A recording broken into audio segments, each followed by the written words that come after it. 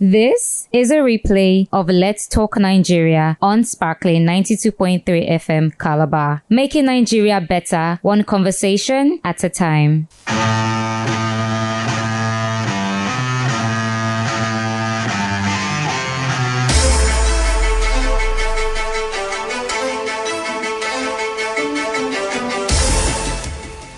Welcome to Let's Talk Nigeria, broadcasting live on Sparkling 92.3 FM, your radio, your shine. This is the flagship program of the Sparkling Morning Show, where we look at core critical issues and we get to x-ray them. Why? All for national interest. But today we delve into the event and issues shaping our nation. I am Sidney Williams Ojeka, by the way, welcoming you to today's program. In today's program, we turn our attention to a significant event that has sparked conversations nationwide. The launch of a former military president, Ibrahim Badamasi Babangida's autobiography, A Journey in Service, according to him. The event, held at the Congress Hall of the Transcorp Hilton Hotel in Abuja, was a gathering of distinguished personalities. The occasion was chaired by former President Olusegun Aremu Obasanjo, with President Bola Ahmed Tinubu as the special guest of honor. Also, former Ghanaian President Nana Akufo-Addo delivered the keynote address. And Nigeria's former Vice President Yomi Osibajo provided an insightful review of the memoir. Other notable attendees included ex-President Muhammadu Buhari, Yakubu Gowon, Abdulsalami Abubakar, and Goodluck Ebele Jonathan. In his memoir, Babangida reflects on his years in service, addressing pivotal moments such as the annulment of the June 12, 1993 presidential election and other controversial policies from his tenure between 1985 and 1993. 7 years prior, he had expressed uncertainty about penning an autobiography, questioning whether Nigerians would want to read about a dictator. The presence of such a diverse array of past and present leaders at the launch underscores the memoir's importance in Nigeria's political discourse. But then, one will question the relevance of such a confession. And this morning, looking at some other national stories making round, well, the US Embassy has come out to say the USAID sponsorship of Boko Haram is false, as they have had no claim to it. And we also saw yesterday the Senate President, Godswill Akpabio, asking Senator Natasha to leave plenary. Why? All of these national issues we will look to discuss in a bit for us to have a balanced conversation and move Nigeria forward. And this morning with us in the house, we have a journalist and a former ADC governorship candidate for the past election.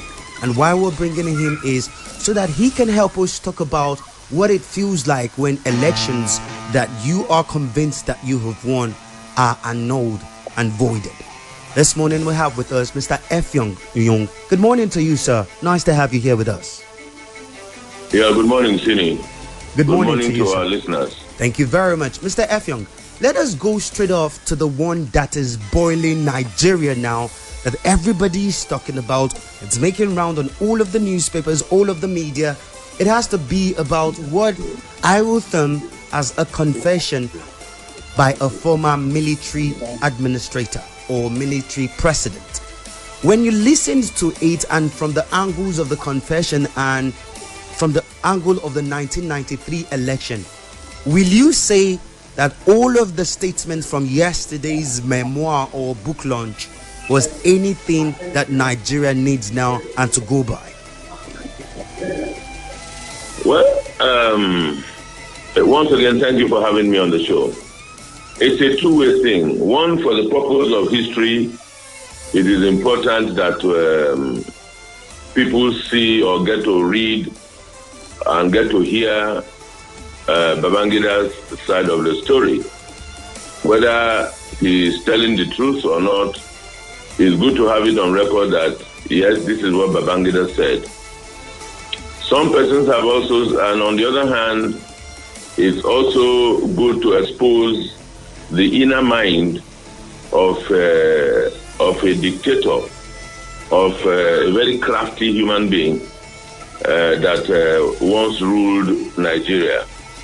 So it's a two-way thing. Now, talking about those that appreciate that Babangida has finally published or released official statements about his actions while in power, especially those of us who were young people at the time, 32 years ago, who joined in the option A4, a voting pattern, who joined pro-democratic movements and campaigned and wished that Abiola could be president, who saw some of our friends and colleagues die in that process, leading up to the return of democracy, who have seen how the country has been destroyed by subsequent presidents further. It's a testimony that we look at and just, for the record, good. Somebody told me yesterday that it's good that he has at least apologized. However, whatever the apology means, it's a different story. On the other hand, it's also good to say that the man that was referred to as a hero, as Maradona, and whatever they think he was, is just a very small, he's a coward. A coward that continually ran away from where he was supposed to take crucial decisions. He was supposed to declare Abiola president. He couldn't. He said he was afraid that there would be a civil war. He couldn't take decision because he was afraid that Abacha was going to run him out of town. He couldn't take decisions because he was afraid that this will happen and that will happen, but he was not afraid to enrich himself. He was not afraid to make billionaires. He was not afraid to appropriate a common good to people. He was not afraid to create Delta State for Mariam Babangida, his wife, and put the headquarters in Asaba. He was not afraid to create states that favored them and not create states that favored the rest of us. He was not afraid to create local governments and multiply them in northern Nigeria and make sure that a state like Cross River State remains with 18 local governments, even when it is bigger than most states of the Federal Republic. He was not afraid to leave Lagos State with 20 local governments, despite all the resources. He was not afraid to do so many things.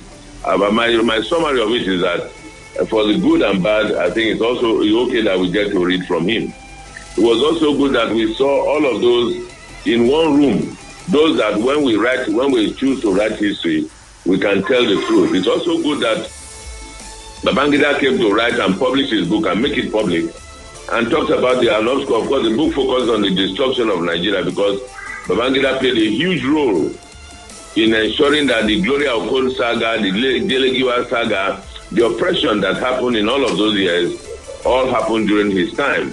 How 419 became the major thing in Nigeria. How fraudsters became kings in Nigeria. It was under Babangida's rule. And so all of those things happened, and a new lexicon became 419, and 419ers became triumphant.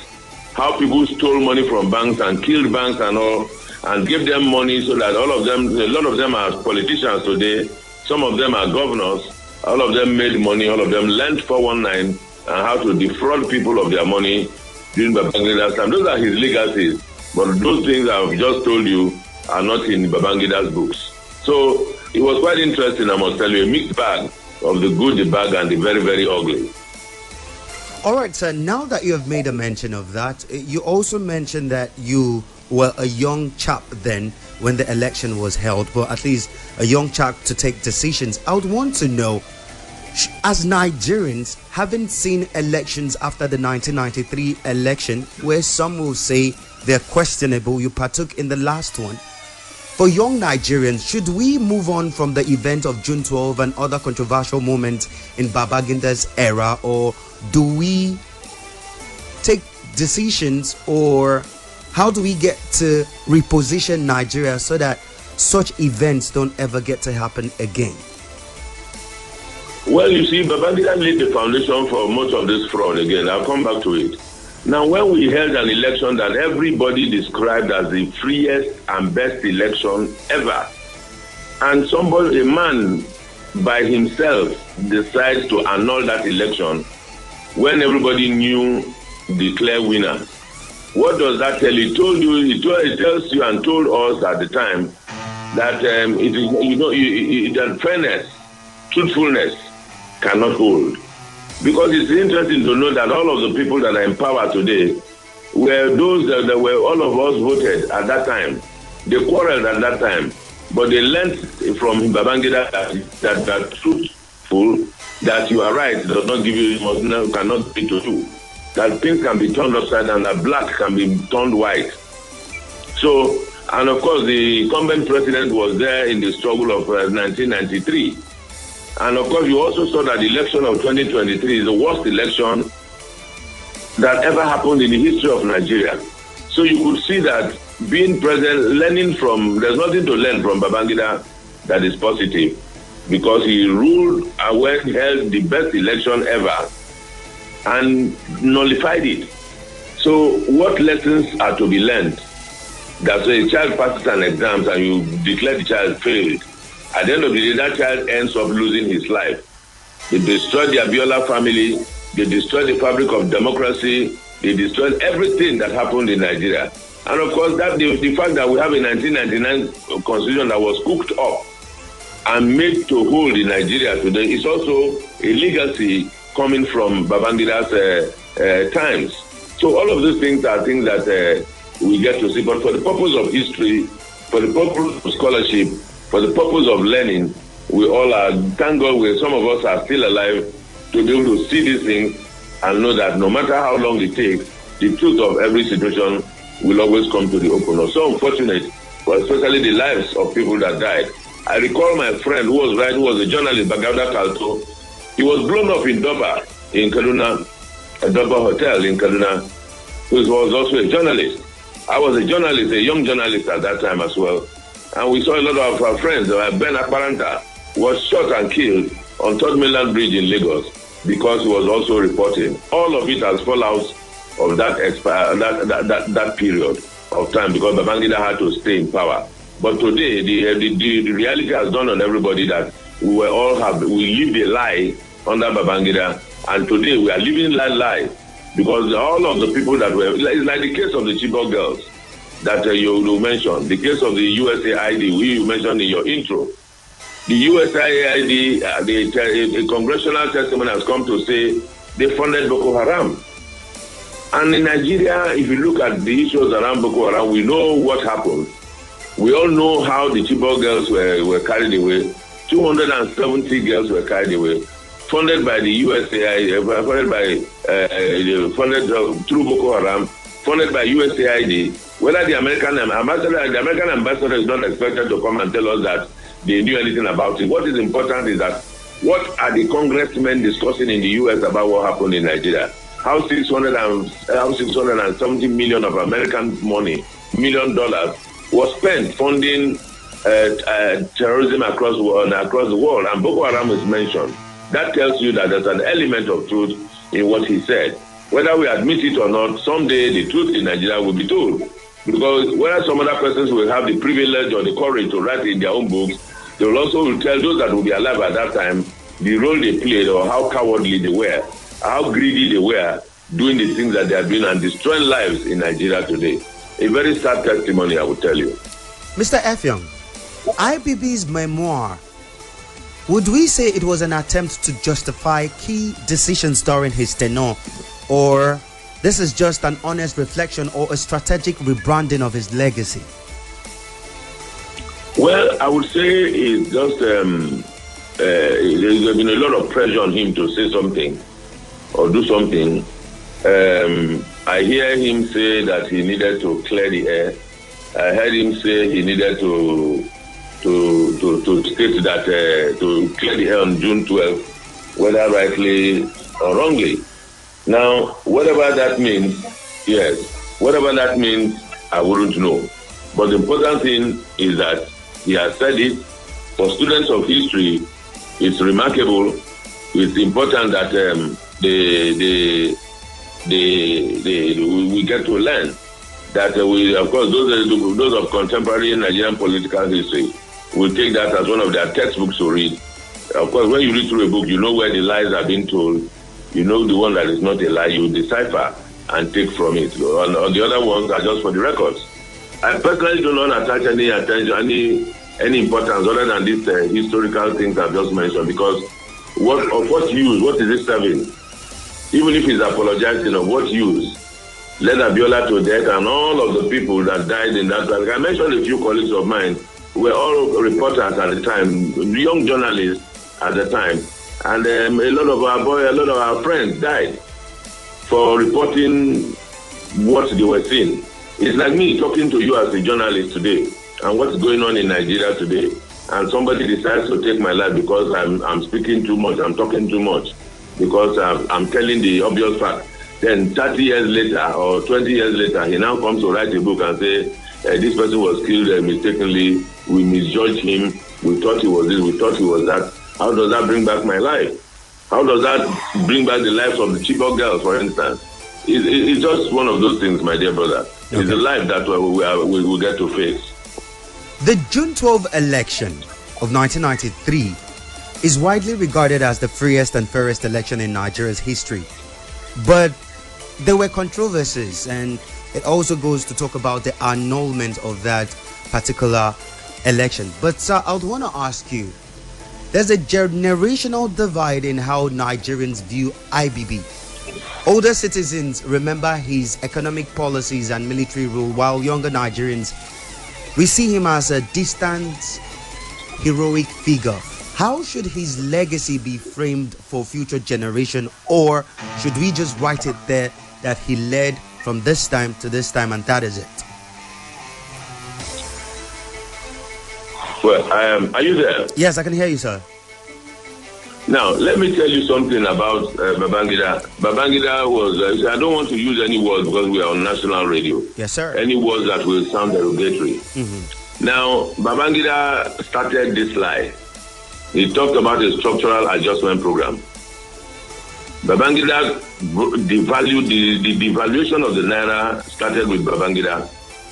Sometime in 1987, Babangida engaged the entire country in conjunction with Chase Merchant Bank and Veil Rise Management Consultants.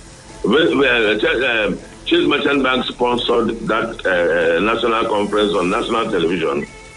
That event was put together by Veil Rise Management Consultants. On national television, Nigerians were discussing how we can take the conditionalities of the IMF and not how we can implement the conditionalities and not devalue our currency. How we can go through the crucible of adjusting our lifestyle without having to take the loan, because when we take the loan, we're going to bring Nigeria into slavery. At that time, it was 1 naira. It was I think that time was two naira to $1 or thereabout. Whilst Nigerians believed that there was a national debate on television. Strong men like Gamal Elonnosode and Philip Asiodu and the rest of them were on television postulating and talking so many things about the economy and economies around the world and how Nigerians should address themselves so that we can adjust our lifestyle, that our economy was a consumer economy, that things should go in a certain way. Unknown to Nigerians, Babangida had already collected the money from IMF. Nigerians woke up overnight, $1 became 4 naira. He devalued Nigeria, they devalued the naira like that. 2 weeks into that experience, if you check history book, the history of economics of Nigeria and Babangida structural adjustment program, 2 weeks after, naira became 18 naira to the dollar. As we speak, Bola Tinubu has raised it to 1,600 naira to the dollar. Babangida started it. That's Babangida's legacy. Today, we talk about religious intolerance. Whilst we are debating Nigeria, in the Nigerian concern, Nigeria is a secular state, Nigeria is this, Nigeria is that.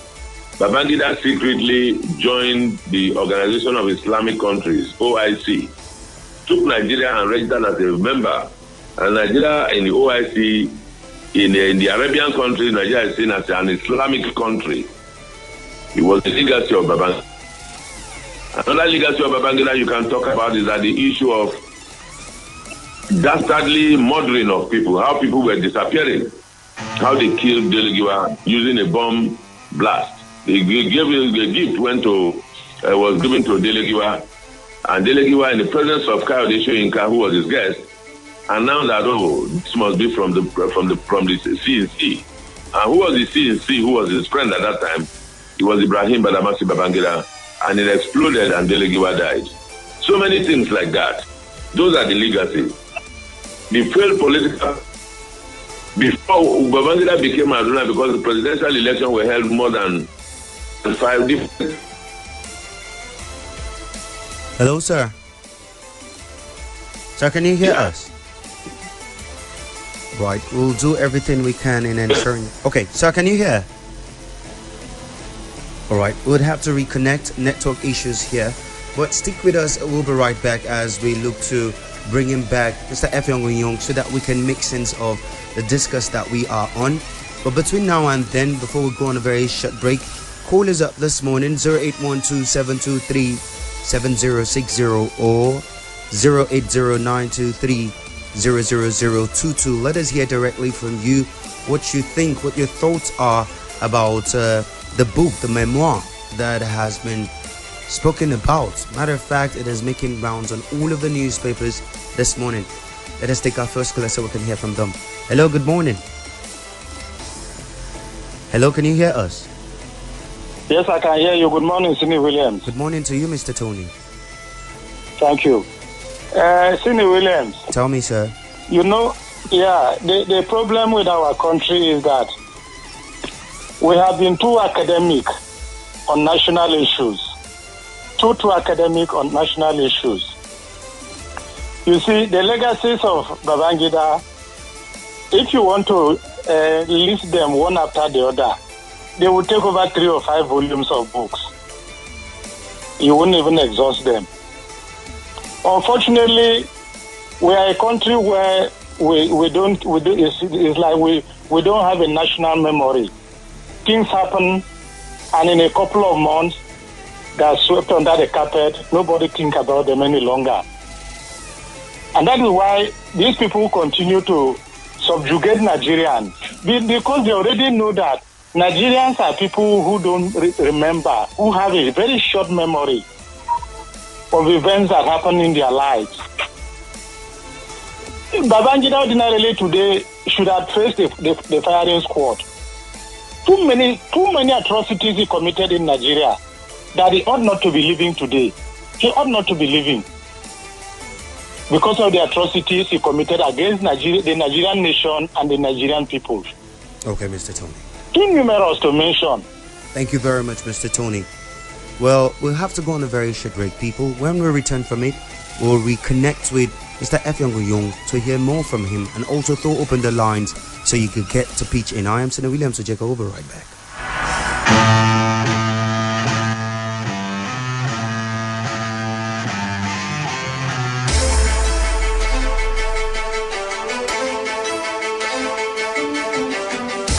We talk everything. Health, education, finance, sports, transportation, agriculture, politics, entertainment, people and power on Let's Talk Nigeria. Let's Talk Nigeria. Every day of the week from 9 a.m. to 10 a.m. Only on Sparkling 92.3 FM Calabar. Your radio, your shine. Nigerians, welcome back. It is still Let's Talk Nigeria, broadcasting live on Sparkling 92.3 FM, your radio, your shine. And we are back in a conversation with Mr. Effiong Nyong, and we were talking about the memoir, the book that was said to be released from the former military president Ibrahim Badamasi Babangida.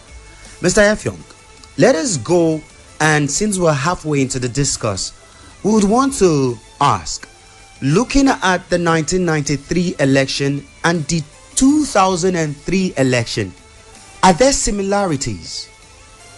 2023 election and the 1993 elections, years apart. Can one then categorically say there's certain things that we can say are sort of in common? And what can we learn from it? How can we adjust and ensure that our democracy that we've been fighting for years coming now is sustained? Well, would want to hear from you. 08093000022 or 0812-723-7060. Let's get to pitching. This story is making rounds across Nigeria right now, and it is stirring a level of controversy. I think this is one of those ones that one would have expected to remain the way it was. Okay, so back to you, boss. Can you hear us? Very well. All right. Now, I was asking, looking at the 1993 election and the 2023 election, are there similarities?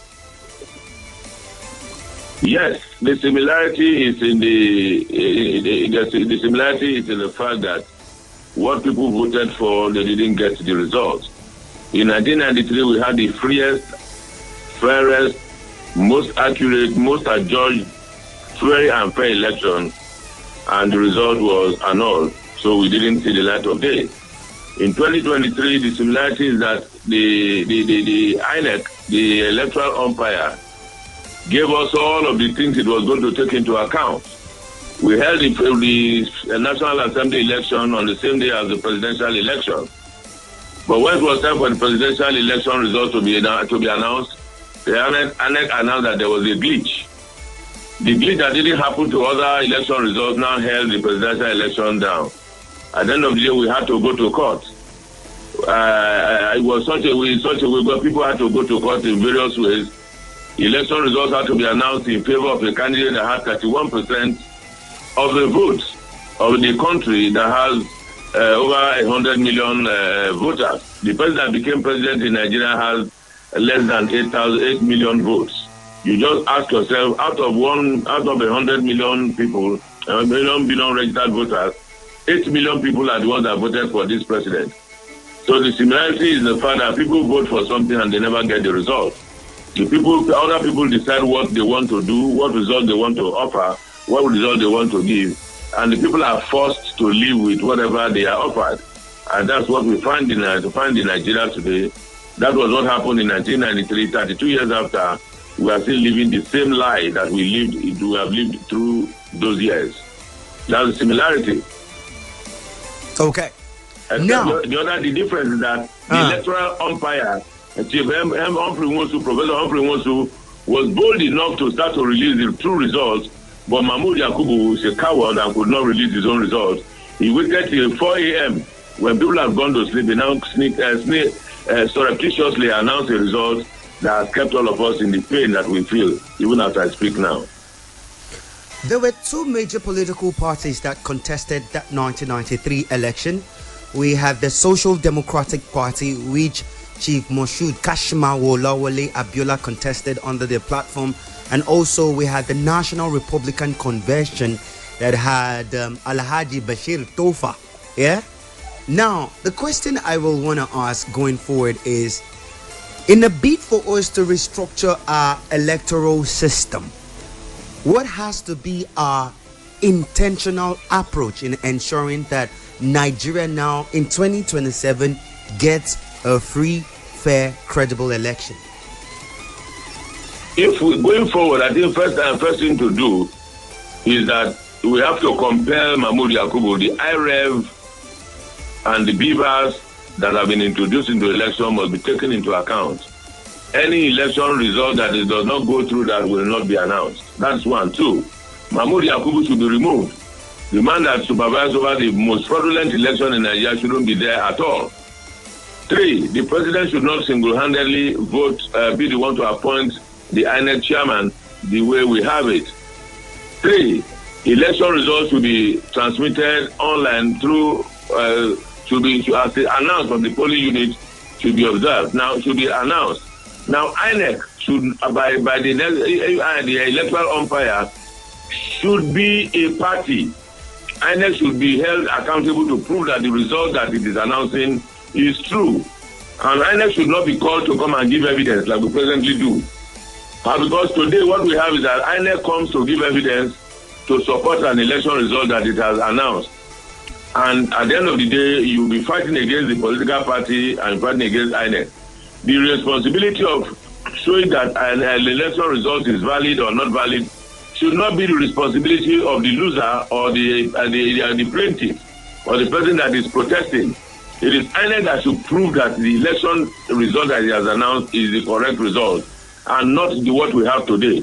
Because today, INEC can announce any result. Like what's going on in Edo State. Elections, it happens that the election does not hold anywhere, and INEC begins to announce results. Like what happened during the local government election in Cross River State, where the state electoral commission comes up to announce results. At the end of the day, everybody know that election did not hold anywhere. So when we have election results holding, being upheld, where we all know election didn't take place, it tells you that we are not ready yet. At the end of the day, it tells us that we are not ready for the so-called democracy that's why the word so-called democracy that we think we are practicing. I think people are just taking other people for a ride, or people are just having fun. That's what we see. Let us look at a little bit of strings of events that happened. The annulment led to massive protest. Yes, pro-democracy protest across Nigeria as at then.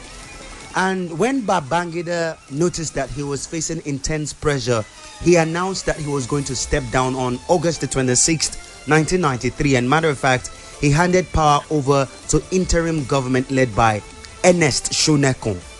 As at that moment, shouldn't Shonekan have done the right thing in declaring MKO Abiola as the president as of then? Well, all Shonekan had done in his life was to be the chairman of UAC, the biggest conglomerate in Nigeria. I guess maybe that's why they appointed him. Maybe because he was also a Yoruba man, that's why they appointed him. The coward in all of this is Babangida, who out of cowardice sidestep. Why did Babangida not retire Abacha as the commander-in-chief? Why did Babangida, after 32 years, come to say that Abacha was planning a coup, was going to remove him? Everything has to fall on Abacha because Abacha is late in the Nigerian plan, because the man is there. So everything that you say that Abacha did, everybody must blame Abacha for everything. Babangida was a very terrible, from what I see, very terrible coward of his time, and that's what we are getting to see. That he couldn't have done it otherwise because he was afraid. He couldn't have done it otherwise because the good man that a lot of people thought, the tough man, the tough soldier people thought he wasn't. And that's what we find in most of our places here in Nigeria today. That's what we find in leadership. People move around the place as tough men because they are in office. They move about with mopole. They move about with policemen. They move about as showing themselves as being generous men. He dashes people money because those monies come from public coffers. So people are largely what they are not. We see them as what they are not. So Babangida was just another coward in uniform, and that's what we have come to see. Because all of the things that he recounted in his book were decisions he should have taken. I would have thought that when he said he was soldiering through service or whatever he called it, I said would have probably been listed as my book of mistakes. And that would have seemed to me a better title of my book of mistakes or my book of regret of what he could have done that he didn't find courage to do. Because if he had done the correct thing at that time, Nigeria would have been a better country. Now look at it, Sini, and our listeners. Every other country of the world that was a third world country at the same time with Nigeria at that time, all of them have become giants. Malaysia, Indonesia, name all the Asian tigers, even China. All of them were shaped into good countries by their military. If you look at the history of Nigeria, Nigeria simply had a very bad military that found itself into power, found itself into the seats of power, and misused such powers by creating things for themselves and their friends, by drinking pepper soup according to Alozie Ogbugbaja when they were supposed to be working, and planning coups when they were supposed to be working. And that's why Nigeria is as backward as it is today. Because even if you look at the politics of 1999, those that became governors, those that became whatever they became, were friends of the military, were those that were beneficiaries of the military bad rulership. Like the donation of money that you saw of Ibb'S library. Who are the people that donated money? They are people that were beneficiaries of the same military system. People who are giving money, people who are giving opportunities, they just seized it and became multi-billionaires through the magnanimity of their friendship and not things that they were supposed to do for the public good. If you also recall, it was in Babangida's time that the 6334 educational system was brought. Now you ask yourself, what was wrong with the previous educational calendar that we had, like the curriculum that we had at the time? Now what we now have today, is it better than what we had? What difference has it made? Because if it was good, the current administration probably would not also be talking about wanting to change it to a 12-4 system. So many things were done. So many wastages. The government embarking to build political secretariats across all local governments in Nigeria. Massive money were put in the hands of people, and the man had no intention of handing over, yet he wasted people's time and wasted our nation's resources instead of shaping the country for betterment. The issue that we talk about power today would have been restored in Nigeria if those monies were channeled into restoring power and electricity in Nigeria. So all of them were just wasted years, Sini. So when you look at the legacy of Ibrahim Badamasi Babangida, it's a legacy of pain and wastage.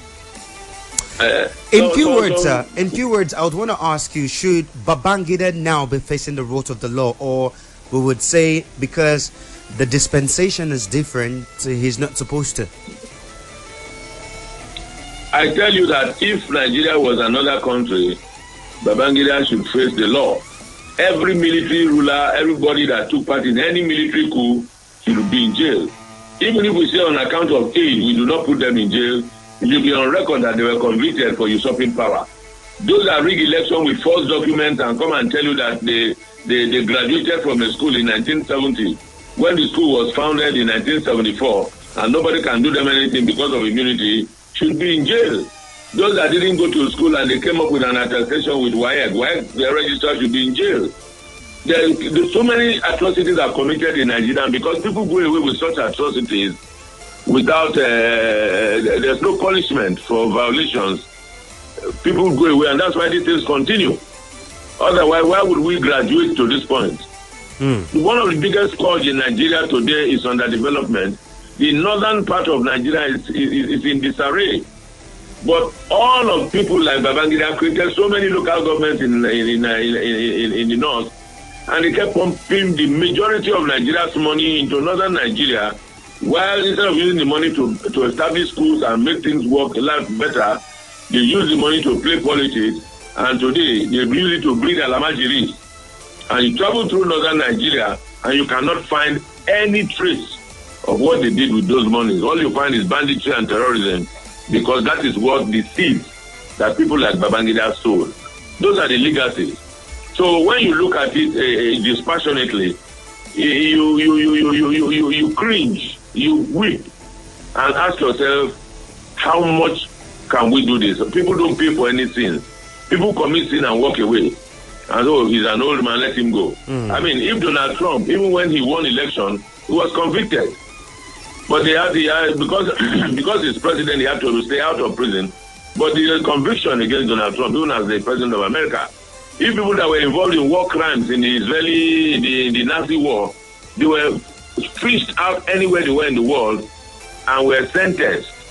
Even those that were sentenced were sentenced even in absentia for their role in the destruction of humanity and human lives. So those that destroy Nigeria, those that steal our money and become champions, all such properties should be forfeited to state. It does not matter how long. A lot of families have become very rich and they have become superstars. We know of people who have never worked outside government. Everything they own is traceable to because they were governor, because they were minister, because they were commissioner. No other job. And as stupendously leaders, no other work they have done. We have ex-military officers who are multi-billionaires. All the jobs they have done in their life is being military officers. And that's the reason why they become multi-billionaires and do have all of the wealth they have. Because instead of buying ammunition for our soldiers to be strong, they use innocent blood on the battlefield, and they keep the money to themselves, and they gallivant the place, and we clap for them and give them chieftaincy titles. These are persons that should be brought to go. Right. So, in direct answer to your question, persons like Babangida should be in jail. All right. Or on parole. Okay. For crime against Nigerian humanity. Mr. Effiong, you have spoken well and Nigerians have heard you. Thank you very much for being a part of us. But in one word, because we're out of time, the brouhaha with the assembly, what do you have to say with it? Well, I think what goes around comes around. If you recall, there's a video making the rounds. Senator Akpabio had the same issue with Bukola Saraki when Bukola Saraki was Senate President. And when you look at the video, you saw that Bukola Saraki as Senate President was calm enough to explain to Senator Akpabio. It took some time to let him know that it is not the correct, that it was Senator Akpabio that was wrong. And the matter was sorted out amicably. They will sort that out. But in the reverse is the case. Now Senator Akpabio, who was then the one that sat on someone else's seat, is now Senate President, and even when Natasha was wrong, could not be patient enough to even hear her out. They read the rule, and the moment they read the law says that the rule of the Senate says that, throw her out. That's even in a military regime, we didn't have that happen. I think this set of civilian governors or civilian officers should realize that they are civilians. You know, it's just lack of decorum. Lack of respect for the other person. Okay. And I'm happy that Natasha stood up against him, stood up all of them and made her point very clear. Those things could have been better handled if you give respect to the lady. And this is what the rule says. However, you break it down. But you don't bulldoze a people's representative, a senator. Do this and then walk out, do this. It's not a school prefect. It's not a military barracks. It's not a regimented place. It's a civil chamber. And people should be dealt with utmost respect and decorum. That Senator Akpabio does not have, and that's a shame coming from the highest legislative officer in Nigeria. Come to think of it, Senator Natasha and Senator Akpabio are the same as senators representing their people. Akpabio is just one among first among equals because he was elected by one of them to supervise the Senate. That does not make him a god or lord over the rest of the senators. No. All right, sir. Well, Mr. Effiong, thank you very much for your speech this morning. Thank you for how you waded in. We really do appreciate you, sir. And going forward, Nigerians, you have heard, part of the work is with you. Ensure you get registered to vote. Ensure you go out to vote so that they don't use your space as an avenue to rig. Thank you very much, sir, for coming. Thank you. We really do appreciate it. Thank you. All right. Well, Nigerians, Perseverance, this is where we draw it to a close. This is where we draw the curtain. We're saying thank you very much for being a part of the Sparkling Morning Show all through the week. Thank you. But remember, Nigeria's all asked to build. You'd have to do the right thing. And if you see something, say something for a better crossover state. God bless you all.